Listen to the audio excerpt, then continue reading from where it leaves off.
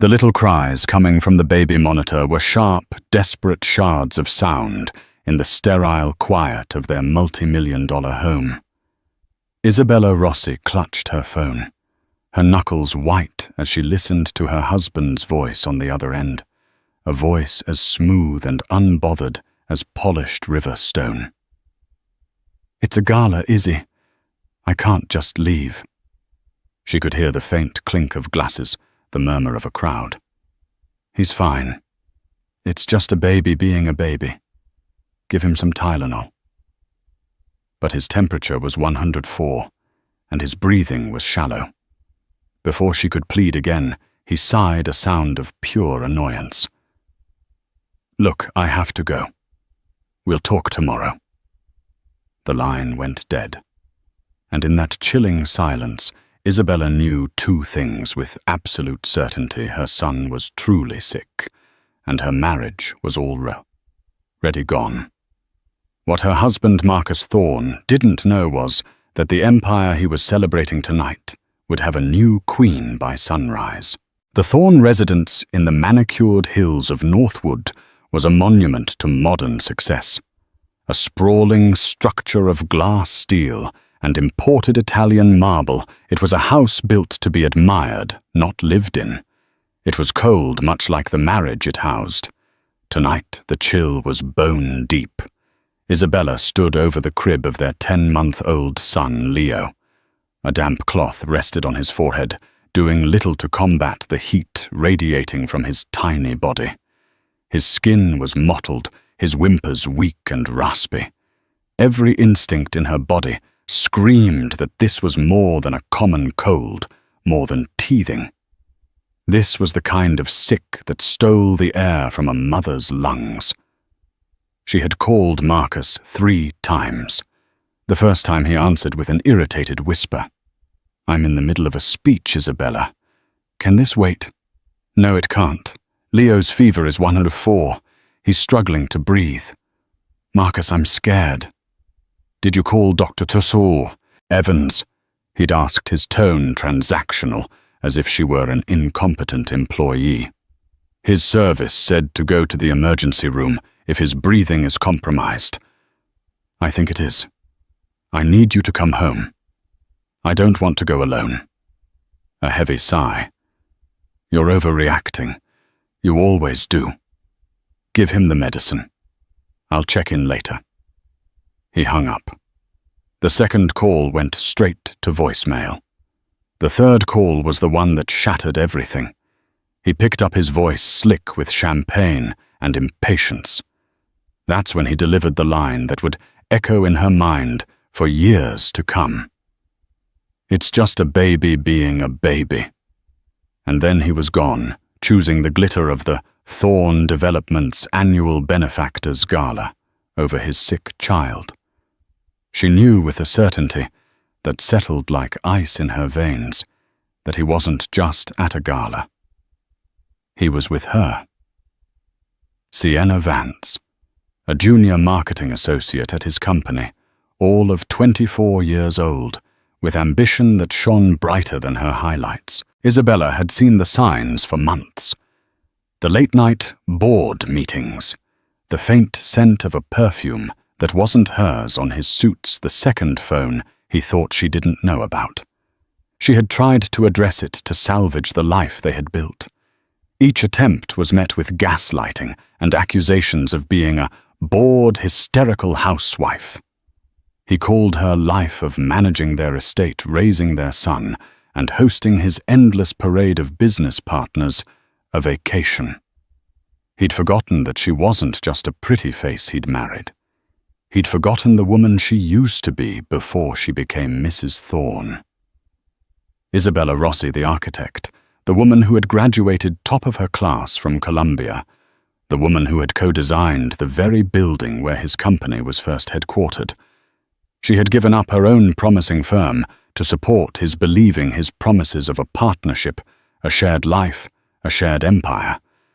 Tonight, he had made it clear what that promise was worth. Looking at Leo so fragile and small, a different kind of fire ignited within her.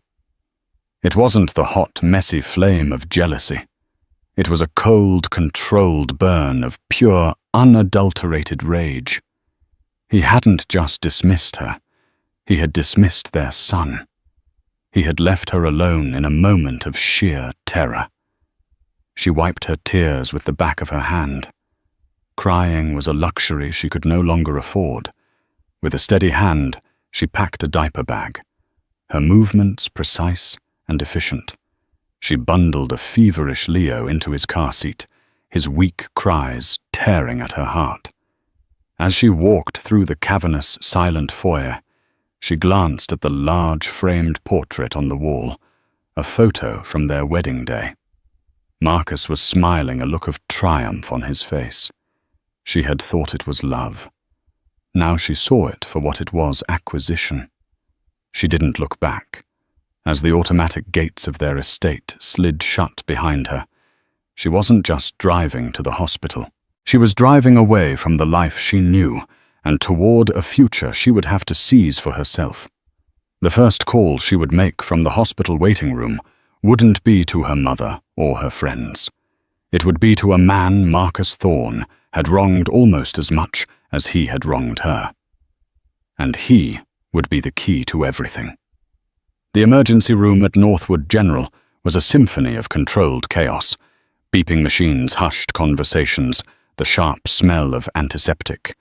Isabella sat in a stiff plastic chair, Leo sleeping fitfully in her arms, an IV line taped delicately to his tiny hand. The doctor had been kind but firm. It was a severe case of RSV, respiratory syncytial virus, not life-threatening if treated properly, but incredibly dangerous for an infant. "You were right to bring him in," the doctor had said. His oxygen levels were dropping. Another few hours at home could have been a very different story. Each word was a steel plate being riveted onto her resolve, a very different story. Marcus's casual dismissal. It's just a baby, played on a loop in her head. No longer just an insult, but a potential death sentence. For hours she sat there watching the rhythmic rise and fall of her son's chest, the steady drip of the IV bag, his only lifeline. In the sterile silence of the private room, they'd moved him to the fog of panic began to clear, replaced by a crystalline, chilling clarity. The woman who had been weeping with fear in her mansion hours ago was gone. In her place was the architect. Isabella Rossi had always seen the world in terms of structure, stress points, and foundations. Before Marcus, her life had been blueprints and steel, concrete, and glass. She thrived on complexity, on finding elegant solutions to impossible problems. She had designed a cantilevered library that seemed to defy gravity, and a concert hall with acoustics so perfect you could hear a pin drop from the back row. Then came Marcus Thorne. He was a force of nature, a brilliant developer with a vision she found intoxicating. He saw her mind, not just her beauty. "You and me, Izzy," he'd said early on, spreading the blueprints for his first major skyscraper across her small apartment floor. "You design them, I'll build them. We'll build an empire." She fell in love with the dream as much as the man. She folded her small, acclaimed firm into his burgeoning company, Thorne Developments. Her designs won them the contracts that put them on the map. Her name was never on the letterhead, but her das was in every beam and window of their early success. She was the silent, uncredited architect of his empire. Then came the marriage, and then Leo. Marcus had encouraged her to step back. "You've done enough," he'd said. "Enjoy your life. Focus on being a mother." She had agreed, tired of fighting for credit, believing this was the next phase of their partnership. She had traded her drafting table for a designer kitchen, her hard hat for hosting duties. And slowly, she had become invisible. Now sitting in the dim hospital room, she pulled out her phone. Her fingers bypassed the numbers of her family and friends. She scrolled to a name she hadn't contacted in over a year. David Chen, Chief Financial Officer, Thorn Developments. She hit the call button. He answered on the second ring, his voice wary. Isabella, is everything okay? No, she said, her voice even devoid of the emotion that had been strangling her. But it's going to be. David, I need to see you. Tomorrow morning. It's about Marcus. There was a pause. David was a quiet, meticulous man, brilliant with numbers and utterly loyal. Or he had been. Isabella knew Marcus had recently passed him over for the COO position, giving it to a sycophantic crony from his MBA program. Marcus had promised David a significant equity stake years ago, a promise that had never materialized. David knew where the bodies were buried, because he was the one who had been forced to dig the graves. What is it about? David asked, his caution palpable. It's about the foundation, Isabella said, the old architectural language coming back to her naturally. I've discovered a critical flaw in the company's structure, a flaw Marcus seems to have forgotten about, and I think you know exactly what I'm talking about. Another long silence. She could almost hear the gears turning in his head. He was connecting dots, remembering conversations, documents, and broken promises. The Parkside Tower financing, he said, finally his voice barely a whisper. A cold smile touched Isabella's lips for the first time that night. Exactly. My office. My old one, downtown. 8 a.m. Isabella, what are you planning? She looked at her sleeping son, his small face peaceful under the hospital lights. Her plan wasn't just about revenge anymore. It was about survival. It was about reclaiming the life that had been stolen from her and securing her son's future. I'm planning a hostile takeover, she said, and you're going to help me. The office was just as she'd left it 2 years ago, preserved under a layer of dust. Tightly rolled blueprints stood in a corner like ancient scrolls. Her architectural models, intricate and beautiful, were ghostly shapes under white dust cloths. She'd kept the lease on her small downtown studio, paying the rent out of a private account her father had left her. It was her one secret escape hatch, a place that was hers and hers alone. Marcus had called it her little hobby space and forgotten it existed. At precisely 8:00 a.m., David Chen knocked on the door. He looked tired, his suit immaculate, but his eyes wary. He was a man who lived by the numbers, who found safety in spreadsheets and balance sheets. What Isabella was proposing was the antithesis of order. Coffee, she offered, gesturing to a French press on the small kitchenette counter. Thank you, he said, his gaze sweeping the room, taking in the evidence of a brilliant career, put on pause. I haven't been here since you designed the lobby for the Meridian building. A lot has changed since then, Isabella said, handing him a mug. Marcus is sleeping with Sienna Vance. He was with her last night while our son was on his way to the emergency room. David's expression didn't change, but a muscle tightened in his jaw. I'm sorry to hear that, Isabella. Truly. He wasn't surprised. He saw the expense reports for client dinners at 5-star hotels, the jewelry receipts coded as corporate gifts. I'm not looking for sympathy, David, she said, her tone all business. I'm looking for a partner. You know as well as I do that Thorn Developments is built on a foundation of my designs and your financial strategy. We were supposed to be the partners. Instead, we're the help. She let that hang in the air. David looked down into his coffee. She knew his story. He'd been with Marcus from the start, turning a shoestring budget into $1 billion credit line. Marcus had dangled the promise of partnership for a decade. The COO promotion that went to someone else was the final stinging insult. What did you mean by a flaw in the structure? He asked, getting to the point. Isabella walked over to a locked, flat file cabinet. She spun the combination lock, pulled open a drawer, and retrieved a thick, leather-bound portfolio. She laid it on her drafting table. "The Parkside Tower," she said. "The project that made the company what it is today. Do you remember the financing, the final $30 million gap that no bank would touch?" "Of course," David said. "Marcus secured it with a private lender at the last minute. He never disclosed the source.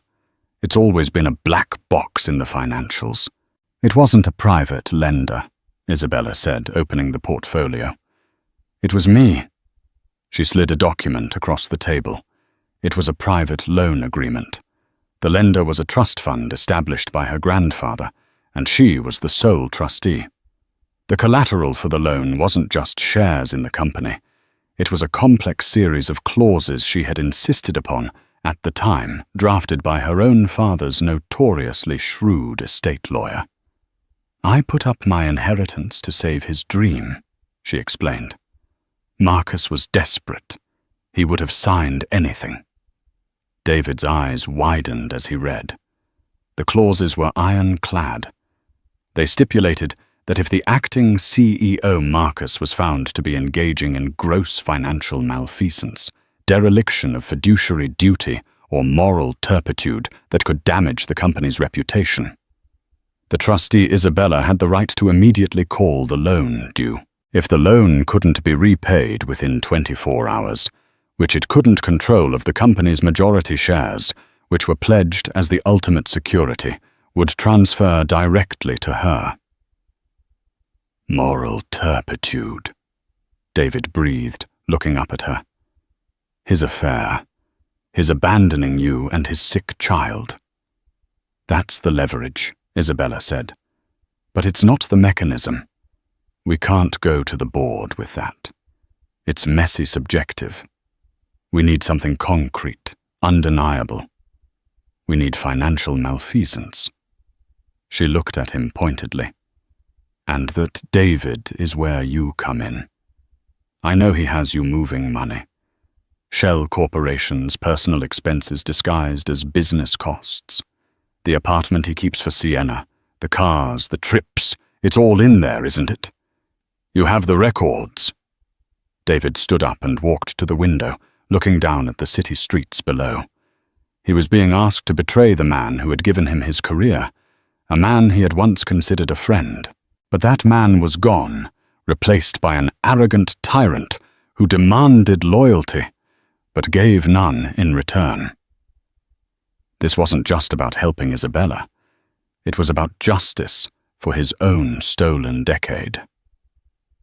"He's been using the Evergreen Construction subsidiary as a personal slush fund," David said, his back still to her. "He funnels inflated invoices through it. I have copies of the real invoices and the doctored ones he submitted for the books. It's millions of dollars over the last 3 years alone. Enough to trigger a federal investigation." He turned back to face her, his eyes no longer wary but sharp with calculation. The cautious CFO was gone. In his place was a man who saw the numbers on the board and knew exactly how to play the game. "This is incredibly risky," he said. "If this fails, he'll destroy us both." "He's already destroyed what mattered," Isabella countered, her voice like steel. "I'm not afraid of him anymore. The question is, are you?" David looked from the damning documents on the table to the quiet, determined woman before him. He saw not a scorned wife, but a leader. He thought of the promotion he was denied, the partnership that never was, the daily humiliations. "He's at a development retreat in Aspen until tomorrow afternoon," David said. "Sienna is with him. His flight lands at 5 p.m. We'd have to move fast." It was all the confirmation she needed. An alliance was forged in that dusty office built on shared betrayal and a mutual desire to see an empire fall into the right hands. "Then let's get to work," Isabella said. "We have less than 36 hours to dismantle a king." Their next stop was not a gleaming corporate law firm. It was a discreet old money establishment in a brownstone on the Upper East Side. The name on the brass plaque read Gable and Croft. There was no website, no advertising. One went to Harriet Gable when a problem needed to be solved with the brutal, silent efficiency of a surgical strike. Harriet, a woman in her late 60s with silver hair pulled into a severe chignon and eyes that missed nothing, listened to their story without interruption. She was Isabella's father's lawyer, the same woman who had drafted the loan agreement a decade ago. She remembered the meeting well. "Your father was a wise man, Isabella," Harriet said, after David had finished his detailed explanation of Marcus's financial gymnastics. "He told me, Marcus Thorne is a brilliant builder, but a reckless man. Build my daughter a fortress within that contract." Her lips curved into a faint, predatory smile. "So I did." She spread the original contract on her vast mahogany desk. "This document is a work of art," she stated, her long fingers tracing the clauses. "The moral turpitude clause is our moral high ground. But David is right. It's a subjective fight for a boardroom. The financial malfeasance clause, however, is a canon." She looked at David.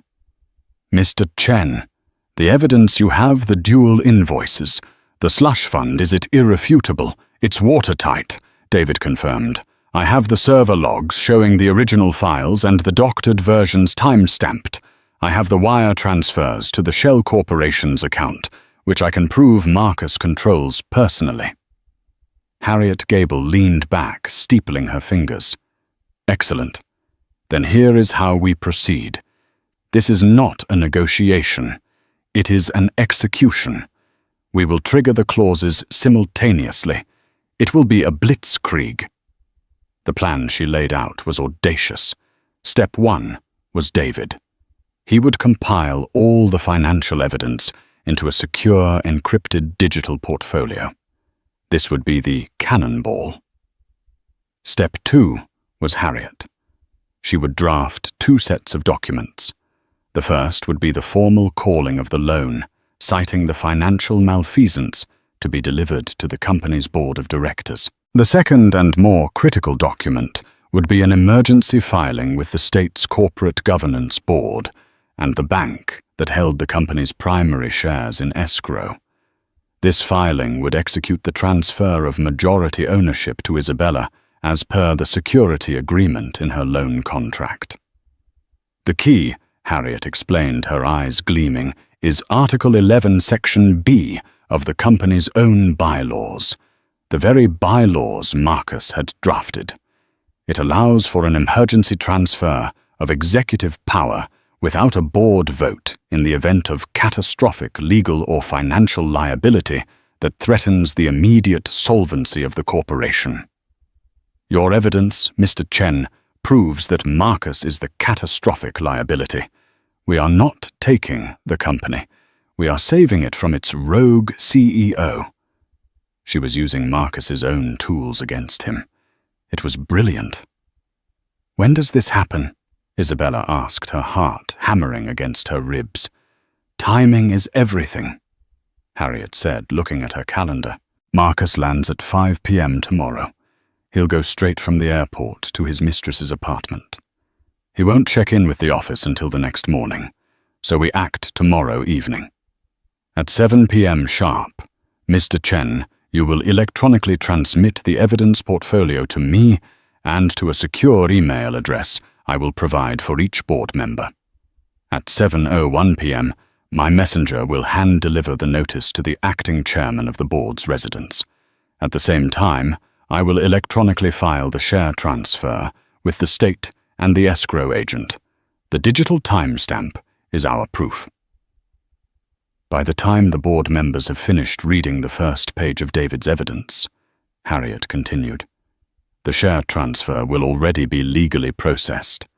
They will be faced with a choice side with a CEO who has just been exposed as a crook and has already lost control of the company or ratify the new majority shareholder. It will be the easiest decision they ever make. There was a chilling perfection to it.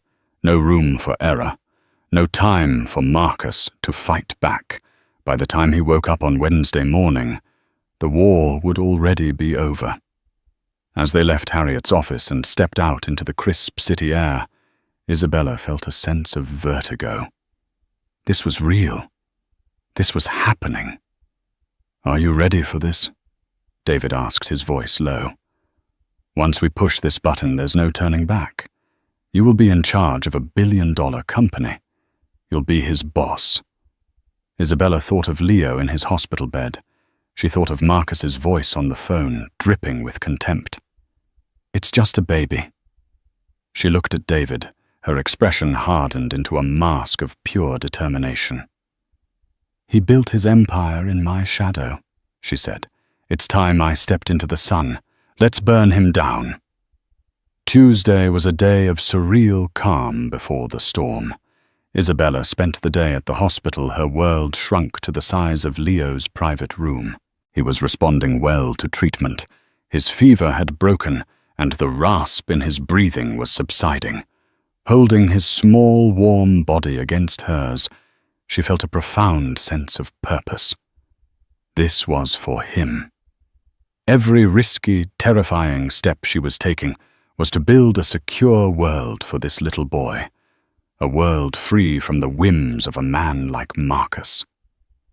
She coordinated with David and Harriet via encrypted texts, her thumb tapping out commands and confirmations on the screen of her phone. Architect, mother, and now general. Meanwhile, 1,800 miles away in Aspen, Marcus Thorne was living in a different reality. He was on the slopes with Sienna, the crisp mountain air a tonic for his ego. He'd just closed a preliminary deal for a new luxury resort, celebrating with $1,000 bottles of wine and fawning praise from his new lover. "You're a king, Marcus," Sienna had said, snuggling against him in front of a roaring fire at their chalet. "You build the world. And don't you forget it," he'd replied, feeling invincible. He'd briefly thought of Isabella's frantic call. Hysterical, he thought, with a dismissive sneer. She'd probably taken Leo to the ER for a sniffle and was now feeling foolish. He'd deal with her drama when he got back. He sent her a single perfunctory text. "Hope all is well. Landing tomorrow at 5. He didn't notice that she never replied. At 5:00 p.m. on Tuesday, Marcus's private jet touched down at Teterboro Airport.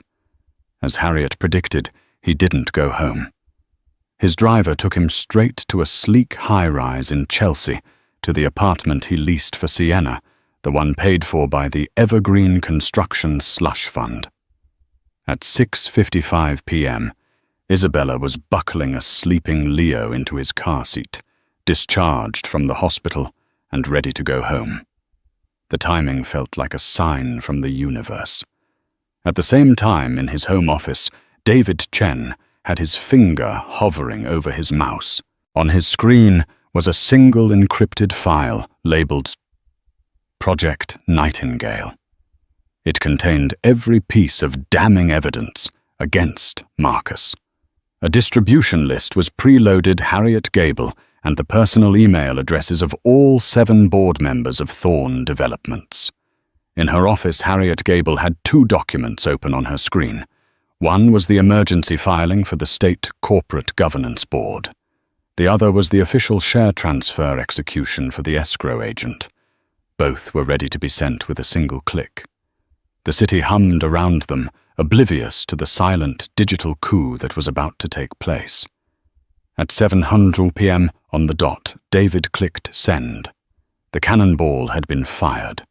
Instantly, phones began to chime in quiet, wealthy homes across the tri-state area as the board members received the email.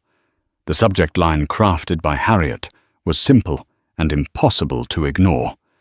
Urgent evidence of fiduciary dereliction by CEO Marcus Thorne. At 7, 1 p.m. Harriet clicked her own mouse twice. The filings were sent, the digital timestamps were recorded. The fortress Isabella's father had her build had been stormed, and its power was now hers. In Chelsea, Marcus was pouring 2 glasses of champagne. He was celebrating his deal, his life, his genius. He raised his glass to Sienna. To the future, he toasted, his voice booming with arrogance. And to getting whatever you want. Across town, Isabella walked into the cold, silent marble foyer of her house. It no longer felt like a cage. It felt like a headquarters. She laid a sleeping Leo in his crib, his breathing now deep and even. She stood there for a moment, listening to the sound of her son's healthy sleep. Then she walked to the Home Office, his office.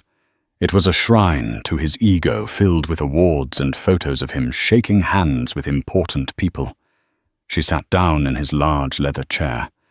It felt comfortable. It felt right. The board members, initially shocked, were now frantically reading David's report. The evidence was overwhelming, a tidal wave of fraud and deceit.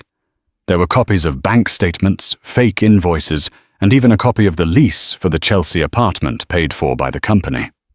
As they were reeling, a second email from Harriet Gable arrived. Subject: notification of change in majority ownership of Thorn Developments. It was checkmate. There was nothing to debate.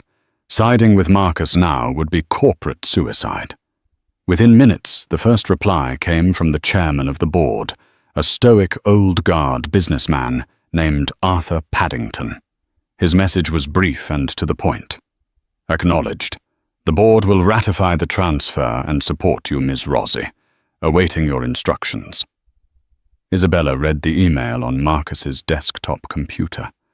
A slow, steady smile spread across her face. It wasn't a smile of glee or joy.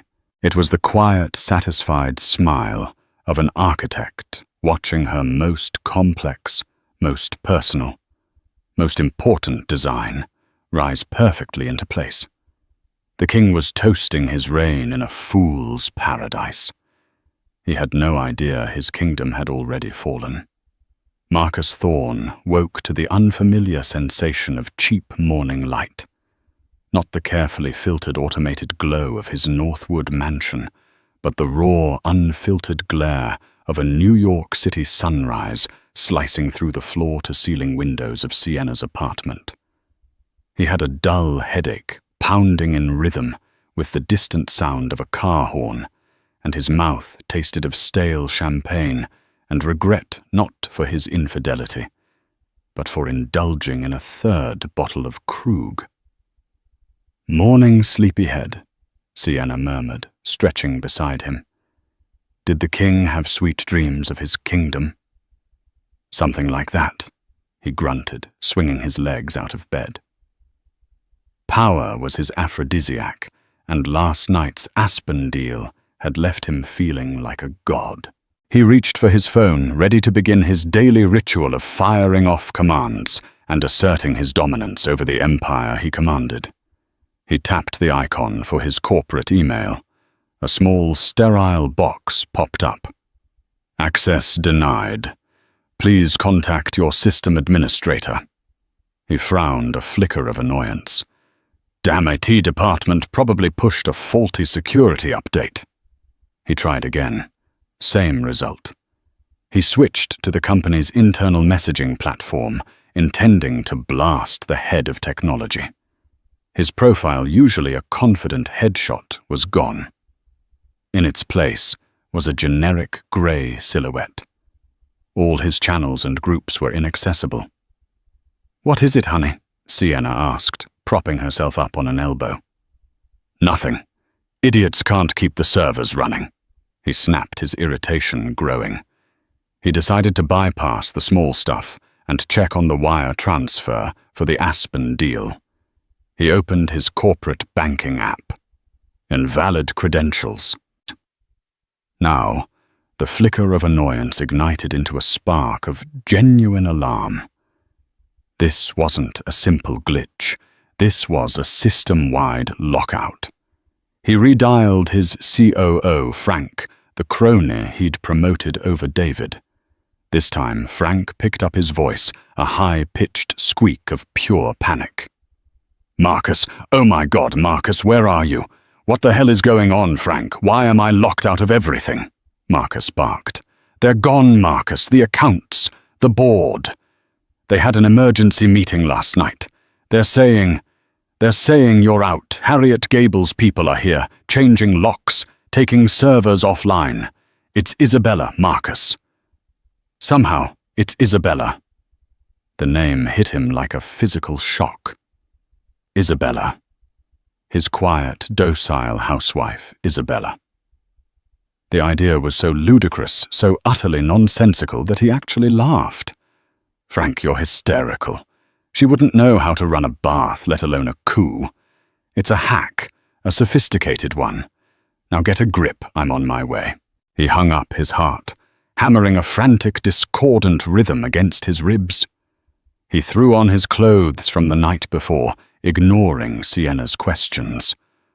"I have to go," he said, his mind a whirlwind of denial and rage.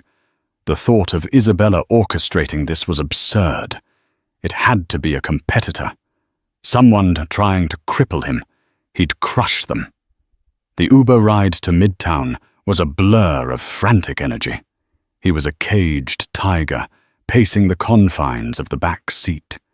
He envisioned himself storming the lobby, a wrathful god, descending to restore order, firing Frank for his incompetence, suing the hackers into oblivion, and reasserting his absolute control.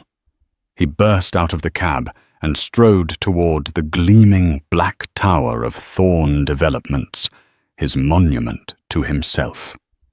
He shoved his keycard at the security turnstile. A harsh buzz sounded, and a red light flashed. "Access denied." He tried again. Buzz.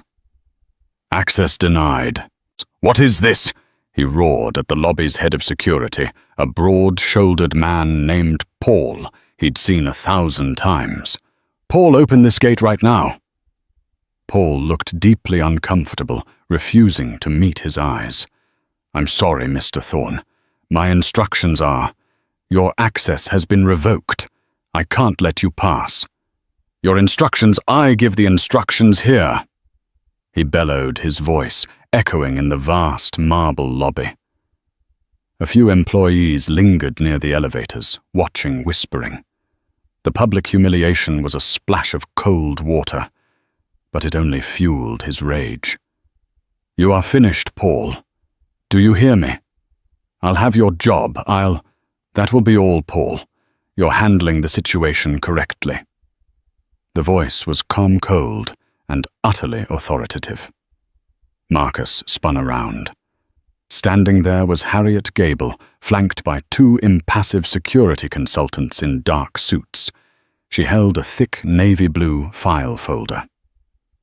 "Ms. Gable," he sneered, trying to regain some semblance of control. "To what do I owe the pleasure? Has my hysterical wife hired you to serve me divorce papers?" "She has," Harriet said without a flicker of emotion. "But that is the least of your concerns." She held out the folder. "This is for you. I suggest you read it before you embarrass yourself further."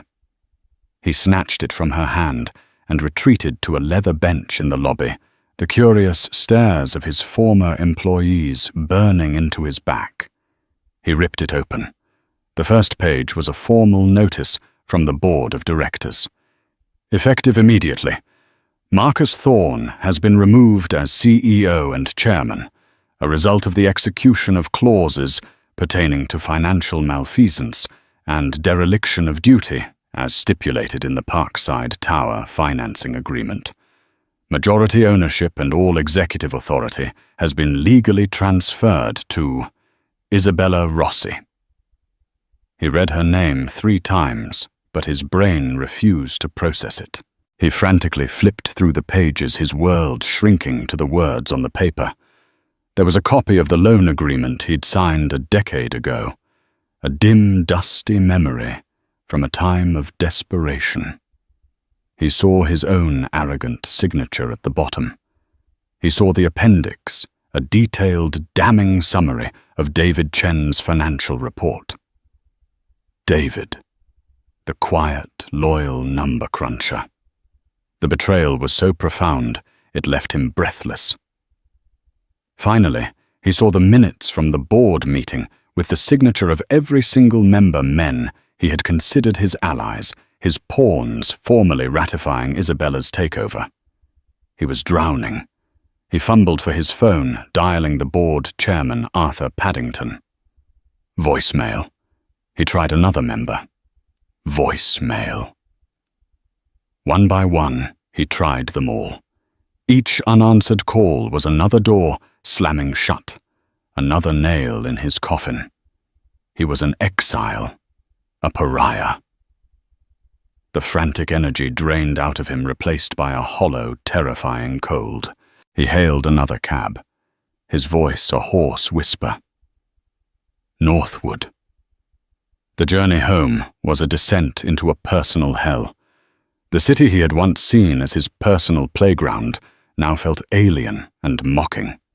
He saw flashes of Isabella's face over the years, her sharp questions about contracts he'd told her not to worry about, the keen intelligence in her eyes he had chosen to ignore, her quiet competence he had mistaken for weakness. This wasn't a sudden emotional act. This was a strategy, a long-planned, meticulously executed demolition. When he finally burst through the front door of his home, he found it silent. He stormed through the marble halls, shouting her name. Isabella! Isabella! He found her in his office. Her office. She was sitting behind his desk, dressed in a sharp, dark blue power dress. The air in the room was different. The clutter of his ego, the pointless awards, the self-congratulatory photos had been cleared away. The room felt cleaner, more focused, more powerful. On the desk in front of her were two things, a steaming cup of tea and a set of divorce papers. She didn't look up when he entered. She simply took a slow, deliberate sip of her tea, the clink of the porcelain against the saucer, the only sound in the room. "What have you done?" He breathed, his voice a ragged mess of disbelief and fury. She finally raised her eyes to meet his. Her gaze was not hateful or tearful or vengeful. It was something far worse. It was indifferent. It was the look of a CEO assessing a failed asset. "I secured my son's future," she said, her voice as calm as a frozen lake. "Something you were unwilling to do." "This is my company, my life," he roared, slamming his fists on the desk, a pathetic echo of his earlier rage. "You tricked me. This is illegal." "On the contrary," she said, gesturing to a thick document to her left. "It is perfectly legal. Your signature is on every page. And as for your life, you made your choices, Marcus. You chose the gala. You chose the mistress. You chose to tell me my fears for our son's health didn't matter. You said he was just a baby. Well, this," she swept her hand around the office, "is just a company." She pushed the divorce papers towards him. "Sign these. They are exceptionally generous. You'll be left with more than enough to start over. You will have supervised visitation with Leo contingent on your behavior. If you sign this, all stays quiet. If you fight me..." She tapped the folder containing David's evidence. "This goes to the U.S. Attorney's office, and I assure you they will be far less generous than I am." He stared at her, truly seeing her for the first time in years. The quiet, accommodating wife was gone. In her place was a queen, a titan, a woman made of iron and ice. The architect he had once admired and then foolishly tried to cage had just demolished his world and built her own on the rubble. And he finally truly understood. He had not been overthrown by an enemy. He had been overthrown by a consequence he himself had created. The confrontation in the office was not the swift execution Isabella had anticipated. It was the slow, agonizing dismantling of a man. Faced with the undeniable checkmate of the divorce papers and the threat of federal prosecution, Marcus's rage fractured, revealing the terrified hollow man beneath. He began to cycle through the only tactics he had left: manipulation and bluster. "You can't do this, Izzy," he started, his voice attempting a tone of reason that sounded utterly foreign. "You'll run the company into the ground. You're an architect, not a CEO. These deals, the investors, you don't understand that world." Isabella simply leaned back in her chair, the leather creaking softly. "I understand the foundation of this company better than anyone, Marcus. I understand that your Lakeside Elysian project is over-leveraged by 30%, and the environmental impact reports you buried are a class action lawsuit waiting to happen. I understand that the Singaporean Sovereign Fund is looking for sustainable investments, not reckless vanity projects. I understand it all perfectly." His jaw went slack. She knew. She hadn't just been a wife. She had been watching, listening, and learning. He switched tactics, trying to bargain. Okay, you've made your point. You're angry. I get it. I messed up. So let's make a deal. Don't cut me out completely. Let me stay on as a consultant, a silent partner. No one has to know. For the good of the company. The company needs a clean break from the toxicity and fraud you embedded in its culture, she replied, her voice cutting through his pleas. Your presence would be a liability. The deal is on the table, Marcus. It's the only one you're going to get. He finally resorted to his last, most despicable weapon. Their son. Think of Leo. What will this do to him? His parents at war, his father publicly ruined. You would do that to your own child out of spite. The last vestiges of warmth in Isabella's eyes turned to permafrost. She stood up, leaning her knuckles on the desk, her face a mask of cold fury. I am doing this for my child.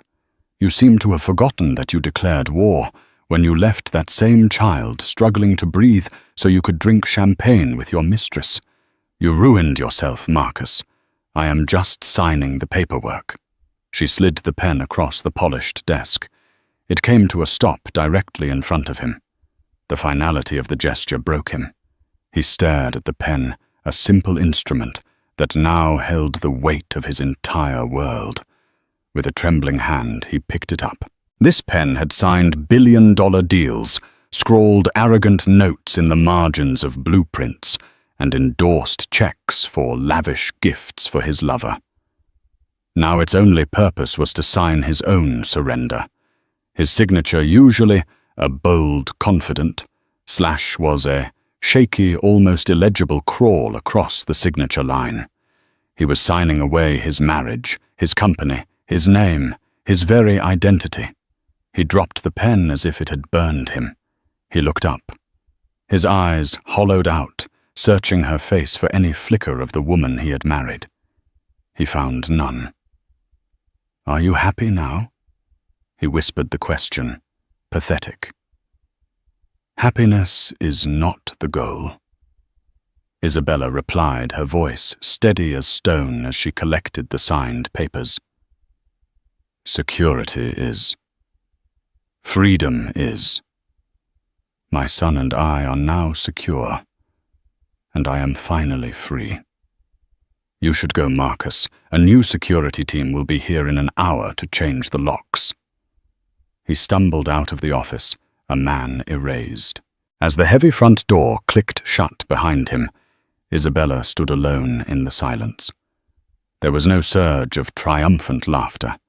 There was only the slow, deep exhale of a breath she felt like she had been holding for 10 years. The immense weight of her new reality settled onto her shoulders, but it did not feel like a burden. It felt like a mantle of power. She walked over to the window and looked out at the city. Then she picked up the phone and made her first official call as CEO. "David," she said, her voice clear and firm. "It's done. I'll see you at 7 a.m. We have work to do." The following days were a masterclass in controlled transition. Isabella's first all-hands meeting was held in the company's main auditorium. As she walked onto the stage, a wave of whispers and murmurs rippled through the anxious crowd. They saw the woman from the society pages, the CEO's beautiful wife. They were expecting a tearful, vengeful speech or an incompetent figurehead. They were wrong. Dressed in a simple but impeccably tailored charcoal-grey dress, she radiated an aura of quiet, unshakable authority. "Good morning," she began. "My name is Isabella Rossi. Before I was a wife or a mother, I was an architect. My designs for the Parkside Tower and the Meridian building are the cornerstones of this company's initial success. I am not here to replace Marcus Thorne. I am here to reclaim the original vision of this company, one of innovation, quality, and integrity." She was direct and decisive. She announced that the over-leveraged Lakeside Elysian project was suspended indefinitely and that resources would be redirected to a green building initiative that Marcus had laughed out of the boardroom a year prior. She announced David Chen's promotion to COO to a smattering of genuine applause from those who knew his value. She answered questions from the floor with a depth of knowledge that stunned the skeptics. She wasn't just a new boss. She was a leader. In the weeks that followed, a new culture bloomed in the halls of the company, which was quickly rebranded from Thorne Developments to Rossi Build. The fear-based sycophancy that Marcus had fostered was replaced by collaboration and respect. Late one evening, as Isabella and David were poring over new blueprints in her office, he looked up and smiled. "You know," he said, "people are talking in the hallways again. They're sharing ideas. They're not afraid to fail. You didn't just take over a company, Isabella. You liberated it." Meanwhile, Marcus's world had shrunk to the size of a bar stool. He sat in a dimly lit, overpriced hotel bar, nursing a whiskey, a ghost haunting his own past. On the large screen above the bar, a financial news anchor was praising Rossi Build's meteoric stock surge. "CEO Isabella Rossi is being hailed as a visionary," the anchor said, breathing new life and a sense of ethical purpose into the construction industry. At a nearby table, two young bankers clinked their glasses. To Rossi, one of them said, "Legend." Marcus downed his drink, the sound of his own irrelevance, a bitter pill. 6 months after the takeover, Isabella's office bore no resemblance to the one Marcus had occupied. The heavy, dark furniture was gone, replaced with light wood, glass, and steel. Architectural models of her new, daring project lined the walls, and on the floor, Leo played happily with a set of oversized building blocks. She picked him up, his healthy laughter filling the room. He was walking now, a sturdy, confident toddler. He was the living embodiment of her victory. She carried him to the vast window overlooking the city skyline, a glittering tapestry of human achievement. The setting sun caught the edges of the glass and steel, making it all seem to glow from within. She held her son close, letting him rest his head on her shoulder. He was safe. He was secure, and their future was as bright and limitless as the view before them. "Look, Leo," she whispered. Her voice filled not with arrogance, but with a quiet, profound sense of purpose and creation. "We build the world." And so a dismissive phrase, "It's just a baby," became the catalyst that brought down an empire and built a new one. This wasn't just a story of revenge. It was a story of reclamation. It's about the silent strength that so many people, especially women, are forced to cultivate in the shadows of someone else's ego. Isabella's story reminds us that the foundations we help build for others can sometimes have secret blueprints for our own liberation. She didn't just take his company. She took back her name, her career, and her power. What would you have done in her position? Do you believe she went too far? Or was it the perfect response to years of being diminished and a final unforgivable betrayal? We all have a breaking point, and sometimes reaching it is the only way to find our true strength. If this story of justice and empowerment resonated with you, please hit that like button. Share it with someone who needs to hear it, and subscribe to the channel for more true life dramas where the underestimated rise up and reclaim their throne. Let us know your thoughts in the comments below.